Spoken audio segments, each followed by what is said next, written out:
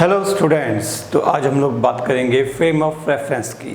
हम लोग पहले से ही फ्रेम ऑफ रेफरेंस पढ़ चुके हैं। फ्रेम ऑफ रेफरेंस हमने कहा था कि अगर हमारे पास एक कोऑर्डिनेट एक्सिस हो ओ एक्स वाई जी, उस कोऑर्डिनेट एक्सिस में हमारे पास एक घड़ी हो तो that is used to measure time, clock is use to measure time. ये जो अरेंजमेंट है this act as frame of reference. ये हमें किसी पार्टिकल की पोजीशन अलग अलग टाइम के ऊपर बताता है। अब हम लोग इस फ्रेम ऑफ रेफरेंस को फर्दर क्लासिफाई करेंगे, थोड़ा और डिटेल में पढ़ेंगे। हमारे पास सबसे पहले है inertial frame of reference, inertia. ठीक है, वर्ड कहाँ से शुरू हो रहा है? Inertial frame of reference. ऐसे फ्रेम ऑफ रेफरेंस को इनर्शियल फ्रेम ऑफ रेफरेंस कहा जाएगा अगर ये फ्रेम या तो रेस्ट के ऊपर है या ये यूनिफॉर्म वेलोसिटी के साथ मूव कर रहा है और it is moving with uniform velocity. Such frame of reference is called inertial frame of reference. Such frame of reference is called inertial frame of reference। इसमें ध्यान देना है बेटा, इस फ्रेम ऑफ रेफरेंस में एक्सलरेशन नहीं होगी। अगर एक्सलरेशन है तो ये inertial फ्रेम ऑफ रेफरेंस नहीं होगा। इस फ्रेम की खासियत क्या है? इसमें Newton's laws of motion follow होंगे। Newton's laws, first law, second law, third law applicable होंगे। स्पेशली हमारे पास जो फोकस है वो है सेकेंड लॉ ऑफ मोशन पे, वो इस पे एप्लीकेबल रहेगा। इस बात को समझने के लिए हम लोग यहाँ पर दो एग्जांपल्स लेंगे। मान लीजिए कि ये हमारे पास है एक रेलवे स्टेशन का प्लेटफॉर्म।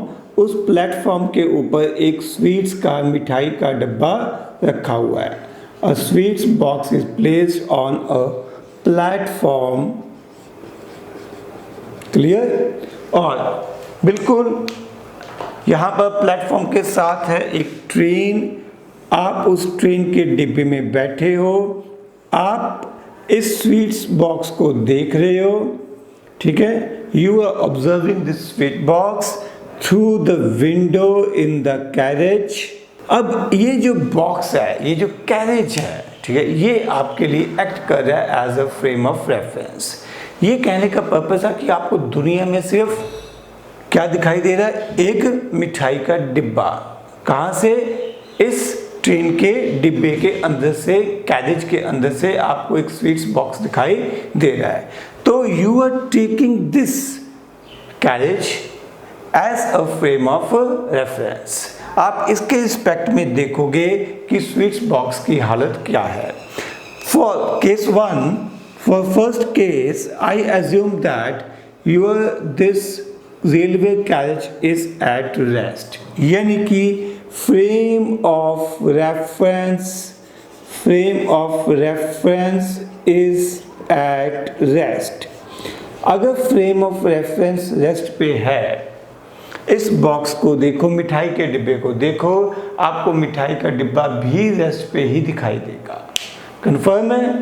यस। तो आपको ये दिखाई देगा बॉक्स इज एट रेस्ट। यहाँ पर Newton second of motion follow हो रहा है। Let us see how. थोड़ा सा मैं स्वीट्स बॉक्स को यहाँ पर बड़ा करके बनाऊंगा। स्वीट बॉक्स के ऊपर दो फोर्सेस लग रही हैं, एक mg एंड एक नॉर्मल रिएक्शन। ये दोनों फोर्सेस एक दूसरे को बैलेंस कर रही हैं, जिसका मतलब क्या है? नेट फोर्स ऑन दिस, आप नेट वर्ड लिख लो यहाँ पे, net force on box, sweets box is 0। Clear? अगर स्वीट्स बॉक्स के ऊपर नेट फोर्स 0 है तो उसको रेस्ट में रहने में कोई दिक्कत नहीं है, उसकी एक्सेलरेशन 0 है, एक्सेप्टेबल है। एक्सेलरेशन इज 0 मीन्स यहाँ पर Newton's second law of motion follow हो रहा है। अब हम यहाँ पर सिचुएशन को थोड़ा चेंज करते हैं। इस बार हम ये कहते हैं कि आप जिस फ्रेम ऑफ रेफरेंस में बैठे हो, यानी कि आप एक कैरेज में बैठे हो, ट्रेन के कैरेज में बैठे हो, अब वो ट्रेन ने चलना शुरू कर दिया। Now train starts moving with constant velocity. I repeat, with constant velocity. Magnitude and direction दोनों सेम रहेंगी। अब आप हो ऑब्जर्वर, आपको तो ये महसूस होगा भाई मैं हूँ रेस्ट पे और ये स्वीट्स बॉक्स है वो पीछे को जा रहा है, ठीक है। तो आपको ये महसूस होगा sweets box is going behind. कितनी वेलोसिटी से? उतनी ही वेलोसिटी से जितनी वेलोसिटी से आपका कैरेज राइट साइड को मूव कर रहा है। आपको स्वीट्स बॉक्स लेफ्ट साइड में मूव करता हुआ दिखाई देगा। नेगेटिव साइन यहाँ पर डायरेक्शन को अपोजिट करने के लिए यूज किया गया है। अब इस केस में आपको क्या दिखाई दे रहा है? आपको दिखाई दे रहा है कि box is moving towards left with a constant velocity and net force on the box is also 0, क्योंकि दो फोर्सेस लग रही थी बॉक्स के ऊपर, एक mg और दूसरी फोर्स थी नॉर्मल रिएक्शन। mg और नॉर्मल रिएक्शन बैलेंस हो रहे थे, इसका मतलब नेट फोर्स 0 थी। And if net force is 0 a body can move with constant velocity. No force is required to keep a body moving in uniform motion. So velocity will remain constant, acceptable. Means यहाँ पर भी Newton second law of motion follow हो रहा है। Net force 0 है तो body constant velocity से move कर सकती है। मीन्स चाहे आपका फ्रेम ऑफ रेफरेंस रेस्ट पे है, चाहे frame of reference constant velocity से मूव कर रहा है, Newton second law of motion obey हो रहा है। क्लियर? तो इस तरह के फ्रेम ऑफ रेफरेंस को हम इनिशियल फ्रेम ऑफ रेफरेंस कहते हैं। ऐसा फ्रेम ऑफ रेफरेंस जिसमें या तो वेलोसिटी कांस्टेंट है या वो फ्रेम ऑफ रेफरेंस रेस्ट के ऊपर है। ऐसा फ्रेम जिसमें Newton second law of motion follow होता है, such frame of reference is called inertial frame of reference. And now we have non-inertial frame of reference. एक ऐसा frame of reference जो कि किसी acceleration से move कर रहा है, moving with certain acceleration is called non-inertial frame of reference. Such a frame of reference is called non-inertial frame of reference. इसका कंसर्न क्या आता है? इसमें Newton second law of motion follow नहीं होता। मीन्स ये frame of reference Newton second law of motion को follow नहीं करता। समझने के लिए हम वही एग्जांपल दोबारा से लेंगे। एक प्लेटफॉर्म के ऊपर एक स्वीट्स बॉक्स रखा हुआ है, आप एक रेलवे कैरेज में हो। अब ये रेलवे कैरेज किसी एक्सेलरेशन से मूव कर रहा है, ठीक है। यानी कि अब आपका फ्रेम ऑफ रेफरेंस एक्सेलरेटेड है, यानी कि frame of reference non inertial frame of reference है। आपको ये बॉक्स कैसे महसूस होगा? You will feel that this box is moving with acceleration -a, यानी कि अगर आप राइट साइड में जा रहे हो विद एक्सेलरेशन a, आपको ये महसूस होगा कि ये बॉक्स लेफ्ट साइड में जा रहा है with acceleration a। Magnitude same but left side है तो डायरेक्शन अपोजिट।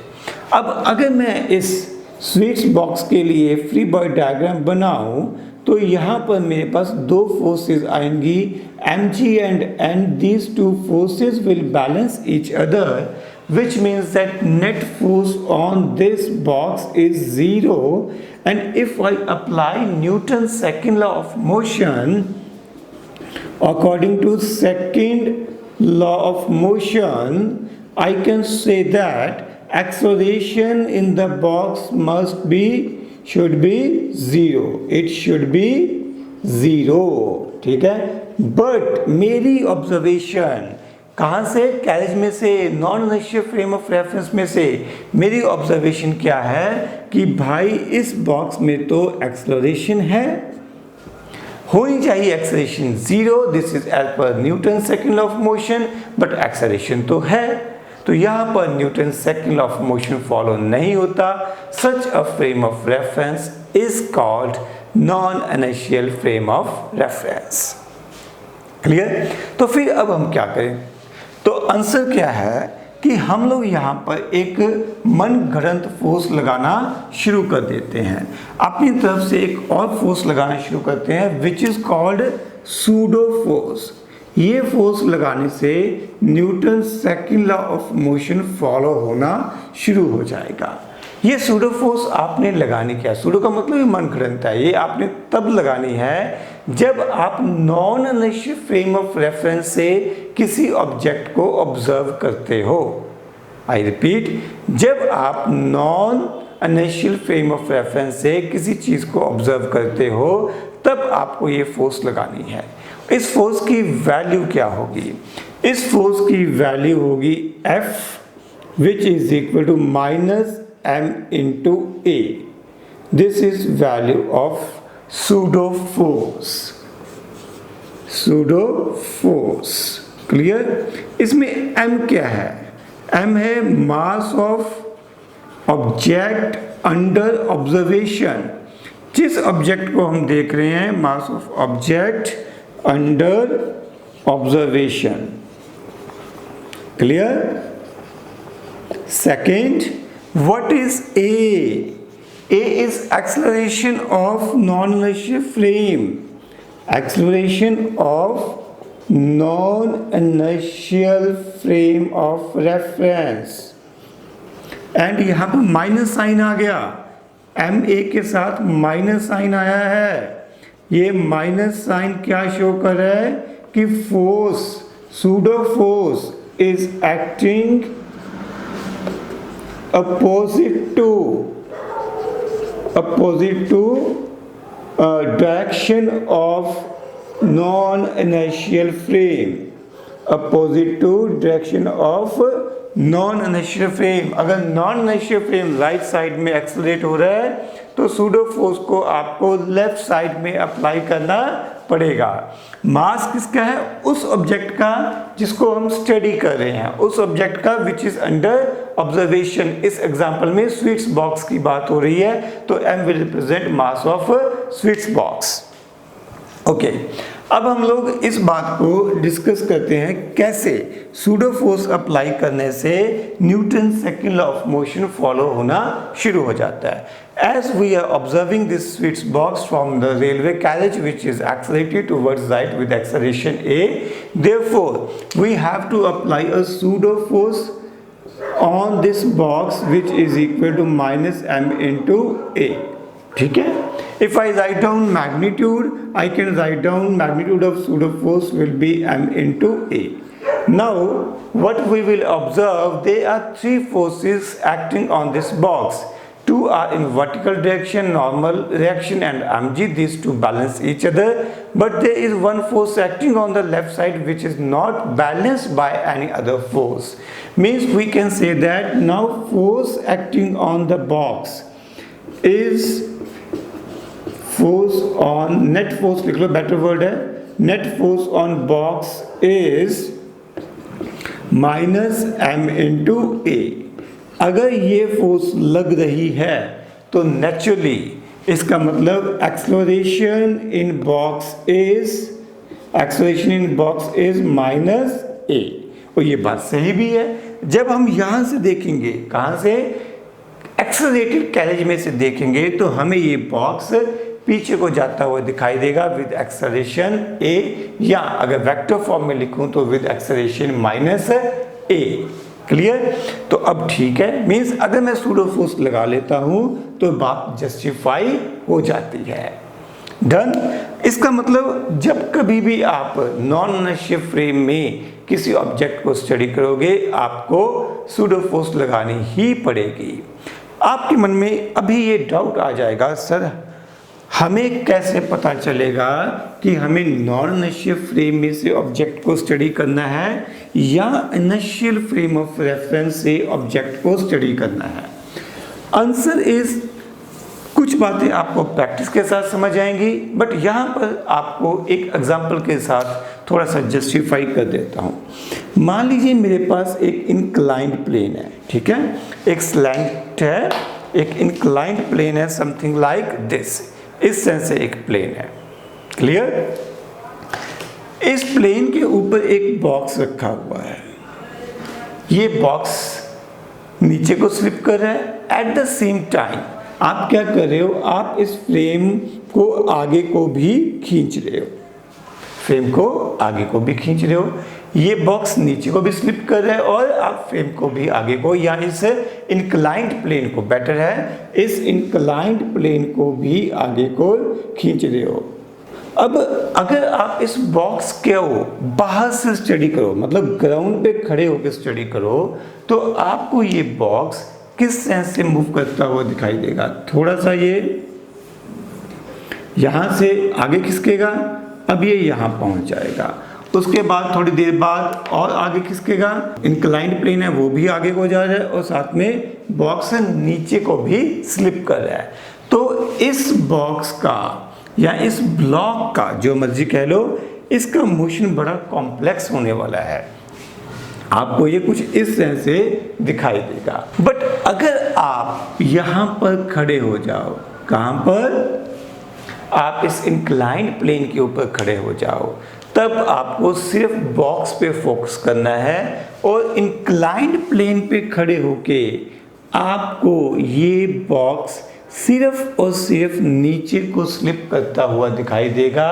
आपको इस बॉक्स का फॉरवर्ड मोशन महसूस नहीं होगा। आपको इस बॉक्स को देखना और समझना आसान हो जाएगा। आपको सिर्फ ये महसूस होगा कि बॉक्स नीचे को स्लिप कर रहा है, because box, inclined plane and you means observer, all are moving in the horizontal direction with same acceleration. ठीक है, all are moving in same acceleration. But अब आप observer हो, आप कहाँ पे बैठे हो, inclined plane के ऊपर, and inclined plane is acting as your frame of reference, and this inclined plane means your frame of reference is accelerated. Therefore, you need to apply a pseudo force to discuss motion of this block. Means अब आप क्या करोगे, यहाँ पर इस box के ऊपर या ब्लॉक के ऊपर एक सूडो फोर्स लगाओगे। सूडो फोर्स की वैल्यू कितनी आएगी, m इंटू ए। ध्यान से देखो, जो non inertial frame of reference है, जो इंक्लाइंड प्लेन है, वो तो मूव कर रहा है लेफ्ट की तरफ, बट सूडो फोर्स लगेगी राइट की तरफ। मास किसका लेना है, उस ब्लॉक का मास जिसके ऊपर हम ये फोर्स अप्लाई कर रहे हैं, या उस बॉक्स का मास जिसको हम ऑब्जर्व कर रहे हैं। एंड ए क्या है, acceleration of non inertial frame, direction of pseudo force will be opposite to acceleration of non inertial frame of reference. अब ये फोर्स एम ए अप्लाई करने के बाद इस ब्लॉक को स्टडी करना, इसके मोशन को समझना आसान हो जाता है। हम लोगों ने लास्ट लेक्चर में बिल्कुल एंड में पढ़ी थी सेंट्रीपिटल फोर्स। अब हम बात कर रहे हैं यहाँ पर centrifugal force. Centripetal, centre seeking force, वो फोर्स जो कि हमेशा सेंटर की तरफ लगती है अलोंग द रेडियस, वो फोर्स जो कि नेसेसरी है किसी ऑब्जेक्ट को सर्कुलर पाथ में घूमने के लिए। यहाँ पर मैं एग्जांपल लेता हूँ। मान लीजिए आपने एक पत्थर रस्सी के साथ बांधा हुआ है और आप उसे हॉरिजॉन्टल प्लेन में घुमा रहे हो। Okay, in a circle of radius R, suppose mass of the stone is m and you are moving this stone in anti-clockwise direction with constant angular velocity omega. अब इस पत्थर को घूमने के लिए एक फोर्स चाहिए नोन एज सेंट्रीपिटल फोर्स। ये फोर्स कौन प्रोवाइड करेगा? This force will be provided by tension in the string. String में एक टेंशन एक्ट करेगी T। This tension will provide necessary centripetal force. इस टेंशन T की वैल्यू जो हम लोगों ने पढ़ रखी है वो होगी m omega square into r। इस ऑब्जेक्ट की जो नेचुरल टेंडेंसी है ड्यू टू इनर्शिया, इस स्टोन की या ऑब्जेक्ट की जो मर्जी कह लो कि जो नेचुरल टेंडेंसी है वो है स्ट्रेट लाइन में जाने की। ठीक है, it has a tendency to move in straight line. ये है हमारे पास वेलोसिटी वेक्टर, बट हमेशा टेंशन है जो पंगा डालती है। टेंशन जो है इसको पकड़ के इसकी डायरेक्शन को चेंज कर देती है। अगर किसी भी वजह से टेंशन खत्म हो जाए, रस्सी टूट जाए, आप रस्सी खुद अपने हाथ से छोड़ दो, तो ये जो स्टोन है यहाँ से टेंजेंशियली आगे निकल जाएगा बिकॉज ऑफ इनर्शिया। यानी कि हमें ये महसूस होता है कि इस ऑब्जेक्ट के ऊपर एक फोर्स लग रही थी जो कि इसको बाहर की तरफ फेंकने की टेंडेंसी रखती है, इसको सर्कुलर पाथ में घूमने नहीं देती, and it is just because of inertia. इसी फोर्स को हम लोग यहाँ पर सेंट्रीफ्यूगल फोर्स कहते हैं। एक ऐसी फोर्स जो कि ऑब्जेक्ट के ऊपर एक्ट करती है because of inertia with the tendency to move object away from the centre of circle. Object को सर्कुलर पाथ में घूमने नहीं देती। Such force is called centrifugal force. It is a pseudo force, actual में exist नहीं करती है, एक मनगढ़ंत फोर्स है। डिटेल में हम इसको non inertial frame of reference के थ्रू समझेंगे। पढ़ के देखिए, centrifugal force in terms of non inertial frame of reference discuss करेंगे। A force on the body away from the center of circle, away from the center of circle because of inertia of direction। body inertia of direction की वजह से आगे निकलना चाहती थी, ठीक है। away from the center of circle is called centrifugal force। इसको थोड़ा सा डिटेल में एक्सप्लोर करते हैं। मैं क्या करता हूँ, मैं यहाँ पर एक पत्थर की जगह मैं बना देता हूँ एक टोकरी। तो यहाँ पर आपने ये पत्थर बांधा हुआ है और बीच में टोकरी है और आप इस टोकरी के अंदर बैठ के हो। ये जो बकेट है ये एक्ट कर रही है as a frame of reference. क्या इस बकेट में एक्सेलरेशन है? Yes, it is experiencing centripetal acceleration. अब आप इस स्टोन को ऑब्जर्व करिए। क्या आपको ये स्टोन मोशन में दिखाई देगा? नहीं, आपको तो स्टोन रेस्ट पे दिखाई देगा, ठीक है। सिर्फ देखो, आप ऐसा समझो कि टोकरी में अंदर काला कपड़ा लगा हुआ है, बीच में एक चमकदार पत्थर लगा हुआ है और टोकरी घूम रही है with constant angular velocity omega. आप किसको देख रहे हो? सिर्फ पत्थर को। आपको तो पत्थर हमेशा रेस्ट पे दिखाई देगा। बाहर से देखोगे तो आपको पत्थर घूमता हुआ ही दिखाई देगा। बाहर से देखने का मतलब ग्राउंड से देख रहे हो, ग्राउंड से देखने का मतलब इनिशियल फ्रेम ऑफ रेफरेंस से देख रहे हो। अगर इनिशियल फ्रेम ऑफ रेफरेंस से देख रहे हो तो आपको स्टोन घूमता हुआ दिखाई दे रहा है। अगर आप इस बकेट के अंदर बैठ जाते हो तो आपको स्टोन रेस्ट पे दिखाई दे रहा है। बट आप जिस फ्रेम में, जिस बकेट में बैठे हो वो non inertial frame of reference है। And non inertial frame of reference में किसी ऑब्जेक्ट को स्टडी करने के लिए हमें सूडो फोर्स लगानी चाहिए। मैं इसको ऐसा कहता हूँ याद रखने के लिए कि नॉन इनर्शियल फ्रेम में बैठने के लिए आपको एक टिकट कटवानी पड़ती है, ठीक है। यहाँ पे आप मज़े ले रहे हो, ठीक है, घूम रहे हो गोल गोल, तो मज़े लेने के लिए पैसे टिकट कटवानी पड़ती है। वो टिकट है सूडो फोर्स। तो अब आपको इस ऑब्जेक्ट के मोशन को, इस स्टोन के मोशन को स्टडी करने के लिए एक सूडो फोर्स लगानी चाहिए। वो सूडो फोर्स किस तरफ लगाओगे आप? जिस तरफ आपके non inertial frame of reference की एक्सेलरेशन है उससे अपोजिट। आपका non inertial frame of reference यानी कि bucket, it is accelerated towards center, it has centripetal acceleration। तो आप इस स्टोन के ऊपर एक सूडो फोर्स लगाओगे which is also known in this case as centrifugal force। ये फोर्स आएगी m into a। अगर मैं डायग्राम को यहाँ पर डिटेल में बनाऊँ तो ये है हमारे पास बकेट, ये है हमारे पास स्टोन। इस स्टोन को घुमाने के लिए टेंशन यहाँ पर इसकी हेल्प कर रही है। स्टोन सीधा बंधा हुआ है रस्सी के साथ एंड आप यहाँ से इस स्टोन को ऑब्जर्व कर रहे हो। आपको स्टोन रेस्ट पे दिखाई दे रहा है। अगर हम सूडो फोर्स ना लगाएं तो Newton second law of motion fail हो जाएगा। आप कहोगे भाई साहब इस स्टोन के ऊपर तो फोर्स लग रही है, फिर स्टोन रेस्ट पे क्यों है? It should be accelerated. तो जवाब क्या है? अभी हमने सूडो फोर्स नहीं लगाई है, हम एक सूडो फोर्स लगाएंगे m into a।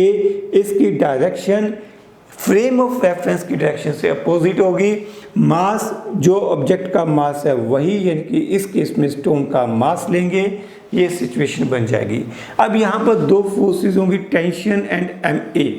इन दोनों फोर्सेस की मैग्नीट्यूड सेम होगी बट डायरेक्शन अपोजिट है, एक लेफ्ट में है एक राइट में है, तो ये दोनों फोर्सेस एक दूसरे को यहाँ पर बैलेंस कर देंगी और अब ये स्टोन हमें रेस्ट पे महसूस होगा। तो सेंट्रीफ्यूगल फोर्स, ये जो MA फोर्स लिखी हमने, ये जो -MA फोर्स लिखी, basically this is acting as centrifugal force, ठीक है। एट द सेम टाइम हमें ये भी पता है कि ये क्या है, सूडो फोर्स है, यानी कि सूडो फोर्स को सेंट्रीफ्यूगल फोर्स कहा जाता है जब हम ऑब्जेक्ट के मोशन को स्टडी करें इन सर्कुलर मोशन, ठीक है, या when object is moving in circular motion, उस समय जो सूडो फोर्स लग रही है that is called centrifugal force.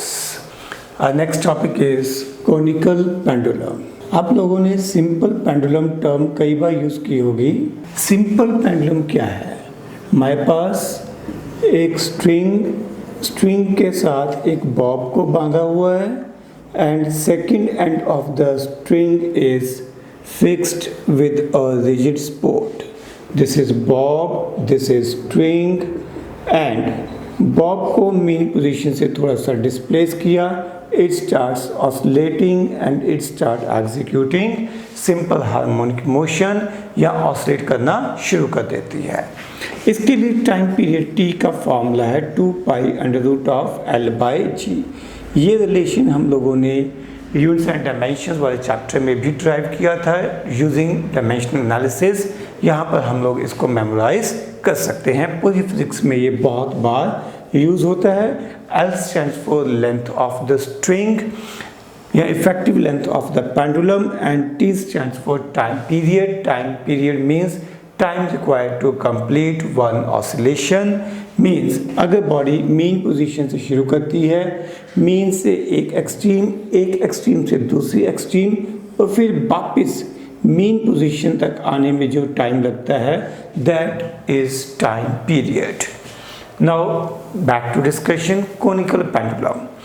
Conical pendulum क्या है, आपने एक स्ट्रिंग को एक बॉब के साथ बांधा, अब आप इसको एक कोन की तरह घुमा दो पकड़ के ऐसे, ठीक है। तो जो बॉब है वो एक प्लेन में घूम रही है, प्लेन में, ठीक है। मेरे ख्याल से आपको डायग्राम क्लियर होगी। तो ये है length of string and suppose this string makes angle theta with the vertical, this angle theta remains constant, angle with vertical किसके बीच में है, स्ट्रिंग एंड वर्टिकल के बीच में जो एंगल है that is represented by angle theta. अब हमें ये देखना है कि अगर इस बॉब के लिए टाइम पीरियड कैलकुलेट करना हो, कैपिटल T टाइम पीरियड क्या होगा, एक रेवोल्यूशन कंप्लीट करने के लिए जो बॉब को टाइम लगा वो कैलकुलेट करना हो तो क्या किया जा सकता है। हम लोग इसके लिए इस बॉब के ऊपर लगने वाली फोर्सेस पहले मार्क करेंगे, क्योंकि ये बॉब सर्कुलर पाथ में घूम रही है तो डेफिनेटली कोई ना कोई फोर्स ऐसी होगी जो कि इस बॉब को घूमने के लिए नेसेसरी सेंट्रीपिटल फोर्स प्रोवाइड करेगी। But for that first step क्या होगा, we will draw all forces acting on this bob. एक तो हो गई mg, weight of the object which is acting in downward direction। Second हमारे पास हो गई tension in the string. Tension is a pulling force, it pulls the things and act along the length of string। यहाँ पर ये first time होगा जब हम लोग कंपोनेंट्स को, जो हमने वेक्टर्स में पढ़े थे रेक्टेंगुलर कंपोनेंट्स, उनको यूटिलाइज करना शुरू करेंगे। यहाँ पर बच्चों मैं टेंशन T के दो रेक्टेंगुलर कंपोनेंट्स लूँगा। एक कंपोनेंट होना चाहिए mg के लेंथ के लॉन्ग, दूसरा mg के परपेंडिकुलर यानी कि toward centre of the circular path. You can notice that कि यहाँ पे मैंने ये जो दो लाइंस ड्रॉ की हैं, डॉटेड लाइंस, ये एक दूसरे के परपेंडिकुलर है। We are going to take rectangular components. तो यहाँ पर भी ठीक ऐसे ही मैं दो लाइंस ड्रॉ करके क्या बना दूंगा, एक पैरेललोग्राम बना दूंगा। इस पैरेललोग्राम में एक कंपोनेंट हो जाएगा इस तरफ, दूसरा कंपोनेंट इधर आ जाएगा। अगर ये एंगल थीटा है तो ये एंगल भी थीटा हो जाएगा। कौन से एंगल्स हो गए, अल्टरनेट एंगल्स हो गए। ये कंपोनेंट जिस तरफ एंगल थीटा होता है उस तरफ कौन सा कंपोनेंट होता है, टी कॉस थीटा। जिस तरफ नहीं होता उस तरफ टी साइन थीटा। मैं एज्यूम कर लेता हूँ कि जिस सर्कुलर पाथ में ये बॉब घूम रही है उस सर्कुलर पाथ का रेडियस है आर। क्लियर। अब डायग्राम ध्यान से देखिए। T cos theta and mg are acting in the opposite direction but along the vertical. It means that ये दोनों कंपोनेंट्स यहाँ पर एक दूसरे को बैलेंस करेंगे, क्योंकि जो बॉब है उसका वर्टिकल डायरेक्शन में कोई मोशन नहीं है। बॉब के पास वर्टिकल डायरेक्शन में कोई एक्सेलरेशन नहीं है। इसका मतलब net force in the vertical direction must be zero, as there is no force, no acceleration in the vertical direction. Bob remains at rest in vertical direction. Horizontal plane में तो घूम रही है बट वर्टिकल डायरेक्शन में इसका कोई motion नहीं है। इसलिए ये दो कंपोनेंट्स टी कॉस थीटा और दूसरी फोर्स एम जी एक दूसरे को बैलेंस आउट करेंगे। अब बची T sine theta. Look at the diagram. T sin theta is acting towards center of the circular path. It means this is the only component of force which is responsible for the centripetal force. Means I can say that T sin theta is providing necessary centripetal force. FC stands for centripetal force. जब हम लोगों ने centripetal force पढ़ी थी हमने कहा था centripetal force कोई नई फोर्स नहीं होती बल्कि कोई और फोर्स एक्ट करती है एज ए सेंट्रीपिटल फोर्स। तो यहाँ पर T sine theta will act as centripetal force. और तब हमने सेंट्रीपिटल फोर्स का फॉर्मूला पढ़ा था m omega square into r is radius of circular path. इस केस में रेडियस ऑफ सर्कुलर पाथ कितना है बच्चों, r। अगर मैं इन दोनों इक्वेशंस को डिवाइड कर दूं तो मैं t को एलिमिनेट कर सकता हूं। So dividing this two divided by 1 we can write down t sin theta by t cos theta is equal to m omega square r by mg। m and m will cancel out, t and t will cancel out। हमारे पास क्या बचेगा, sine theta by cos theta is equal to omega square r by g। But r की value मैं यहाँ पर substitute करूँगा। We will refer this triangle here this length is L, this angle is theta, this is radius r of the circular path। इस triangle में you can refer this triangle, ठीक है। If you want you can label this points O A B. Referring triangle O A B you can write down sine theta is equal to perpendicular upon hypotenuse. यानी कि हमारे पास r की value यहाँ पर कितनी है, L sine theta. We can substitute this value here L sine theta. इससे क्या होगा, sine theta and sine theta will cancel out. We are interested in finding out omega. तो ओमेगा स्क्वायर को एक तरफ रखते हुए बाकी टर्म्स को दूसरी तरफ शिफ्ट करेंगे। हमारे पास ओमेगा स्क्वायर की वैल्यू बन जाएगी g by L cos theta, यानी कि ओमेगा की वैल्यू हो जाएगी root of g by L cos theta. ये है वैल्यू हमारे पास एंगुलर वेलोसिटी की। बट हमें टाइम पीरियड कैलकुलेट करना है। आपको याद होगा हमने डिस्कस किया था 2 pi by T represent omega. Means अगर मैं यहाँ पर ओमेगा की value 2 pi by T substitute कर दूँ तो मेरे पास यहाँ पर टाइम पीरियड टी की वैल्यू आ जाएगी this is 2 pi under root of L cos theta by g. यहाँ पर सिंबल्स में बच्चों थोड़ी सी परेशानी हो सकती है। यहाँ पर जो टी मैंने लिखा है ये टाइम पीरियड को रिप्रेजेंट कर रहा है, जबकि पहले जो हमने टी लिखा था यहाँ पर ये टी रिप्रेजेंट कर रहा था tension in the string. This T represent tension in the string. Clear?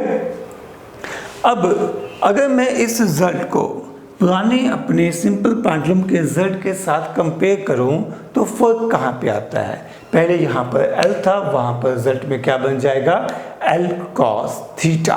Clear? आप लोग इस रिजल्ट को अपने कंपटीशन एग्जाम के लिए याद रखोगे, ठीक है? मेंस, नीट, एडवांस, इन सब के लिए आपको इस रिजल्ट को याद रखना चाहिए। आपको क्या याद रखना है? L of simple pendulum will be replaced by L cos theta.